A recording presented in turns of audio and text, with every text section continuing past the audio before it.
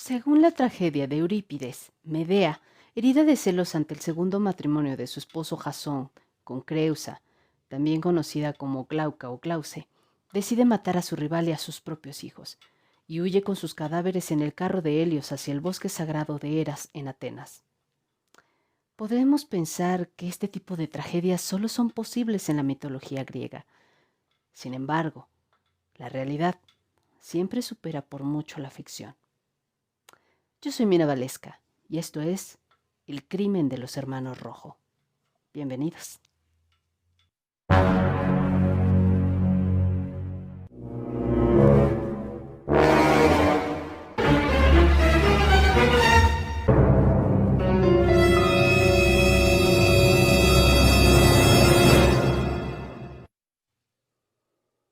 Transcurría el año de 2008 y en Puente Alto, capital de la provincia de Cordillera, perteneciente a la región metropolitana de Santiago de Chile, vivía la familia Rojo Hernández, compuesta por el padre Pablo Rojo, manager musical, Janet Hernández, estilista, el hijo mayor Pablo de 15 años y Esteban de 7.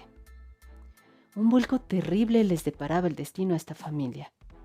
El día 17 de enero de 2008, a las 20 horas, Pablo Rojo y Janet Hernández se reúnen después del trabajo para irse juntos a casa. Un poco antes de entrar a la casa, Pablo se detiene a platicar con un vecino. Janet se adelanta, pero instantes después sale despavorida, llorando y gritando, evidentemente afectada. Pablo cruzó un par de palabras con su mujer y se introdujo inmediatamente a la casa. Ahí descubrió el cuerpo sin vida de su hijo Esteban Rojo de 7 años y al mayor, Pablo Rojo, con un trauma encefalocraneano y un hematoma cerebral, al borde de la muerte. Salió gritando de la casa pidiendo ayuda.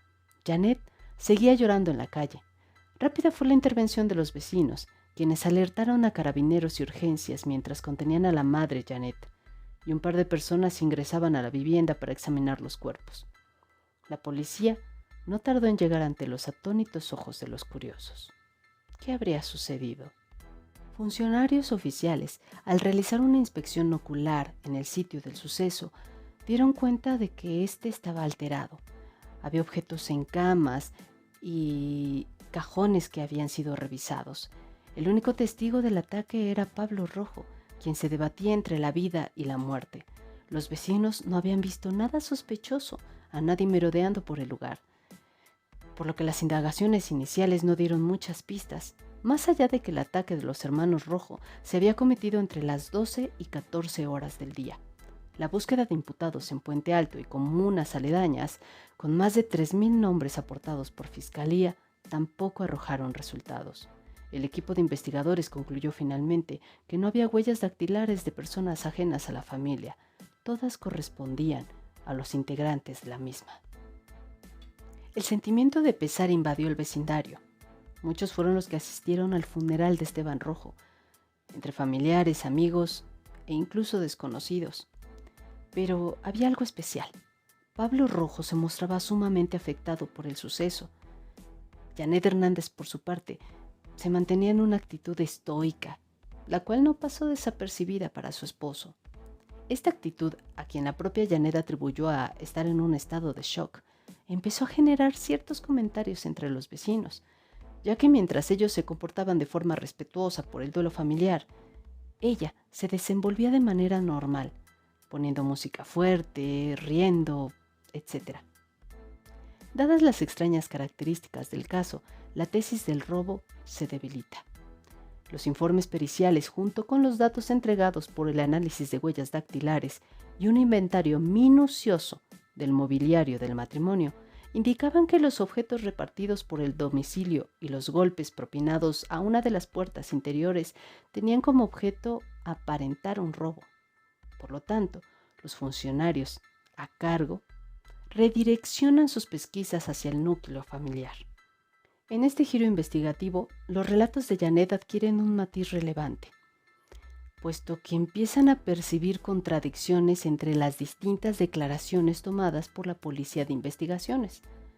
Los hechos aportados por Janet se tornan confusos. Según lo afirmado por su propia declaración, ella fue la última en ver a los niños. Y mientras Fiscalía ya había determinado cada una de las actividades realizadas por otros miembros de la familia el día del suceso, incluido Pablo Rojo, Janet pasó a ser sujeto de interés, al no haber claridad en el chequeo de sus actividades. Posteriormente, ese mismo día, se presentó a trabajar con una ropa distinta y sin mostrar nerviosismo alguno. En ese momento, nadie sospechaba lo que había ocurrido, pero cuando se presentó a trabajar al día siguiente del asesinato de su hijo y sus compañeras de trabajo estaban dispuestas a darle el pésame, se sorprendieron al verla sumamente arreglada y relajada, como si nada hubiese ocurrido. Después de muchas pericias y declaraciones de numerosos testigos, así como distintas versiones de la propia Janet respecto a lo que hizo ese día, los funcionarios pudieron identificar determinadas contradicciones que tornarían el relato de la madre como lleno de falsedades, pese a tener algunos elementos ciertos. Ese día, ella fue la encargada de abrir el local en donde se desempeñaba, pero llegó extrañamente 4 horas después de lo acordado. Cuando se le cuestionó del porqué de su demora, Janet insistió en que fue a comprar la cuerda de la guitarra de Pablito, accesorio del instrumento de su hijo que se habría roto la semana pasada, pero que no habría encontrado. Marcela, que era su jefa, comentó que ese mismo día durante la tarde, Janet le solicitó permiso para poder ir a hacer unos trámites, por lo que no tenía coartada justo en el horario en que se suscitó el ataque a sus hijos.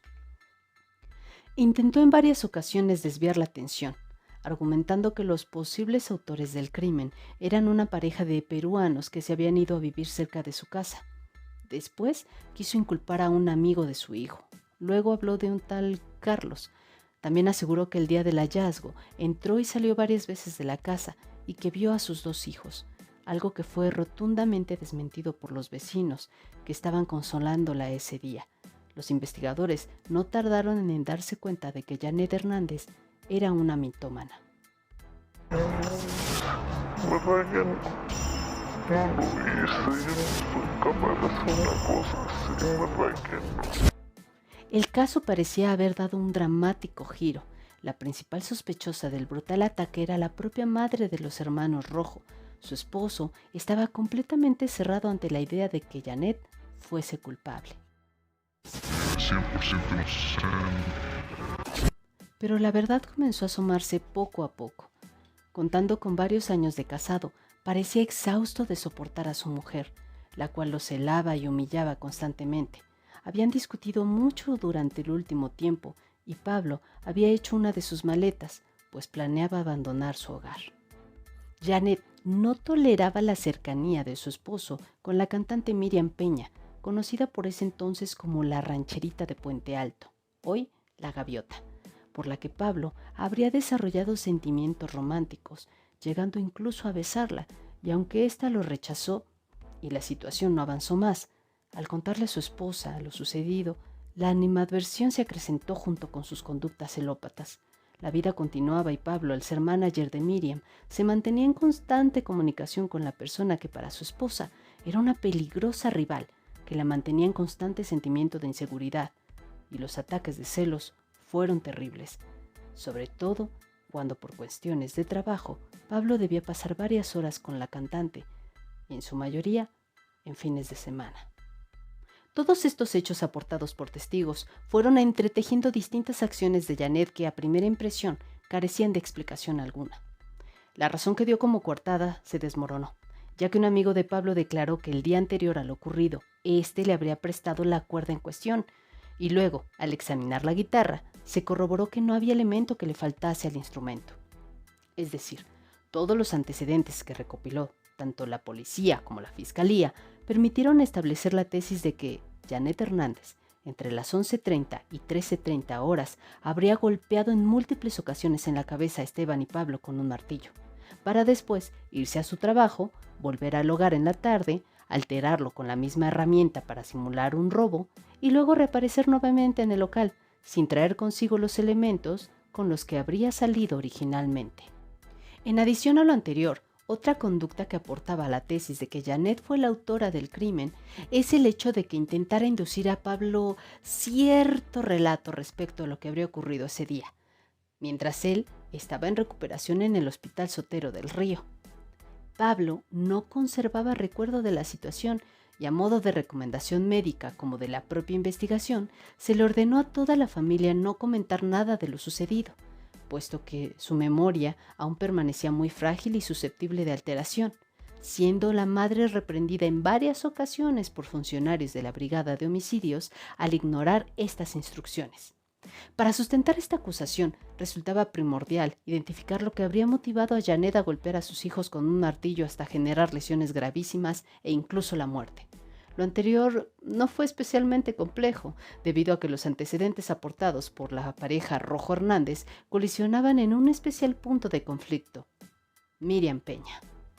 Fue entonces que la fiscalía argumentó que Janet golpeó a sus hijos hasta la gravedad y la muerte para generar daño y sufrimiento en su esposo Pablo, retribuyéndole de esta forma el dolor que le causaba la relación que mantenía con Miriam, y fue detenida. Pablo Rojo Hernández, el hijo de Pablo y Janet, había logrado sobrevivir. Sin embargo, el pronóstico no era nada bueno, pues había perdido masa encefálica y si se recuperaba, quedaría con graves daños neurológicos. Con el pasar de las semanas y ante la insistencia de Janet sobre su inocencia, su esposo no dejó de visitarla. Daba entrevistas en televisión en donde la defendía. Sin embargo, luego de un tiempo, desistió. Comenzó a comprender lo que realmente había ocurrido. Todo había sido parte de un plan. Janet lo castigó y atacó lo que él más amaba: sus hijos.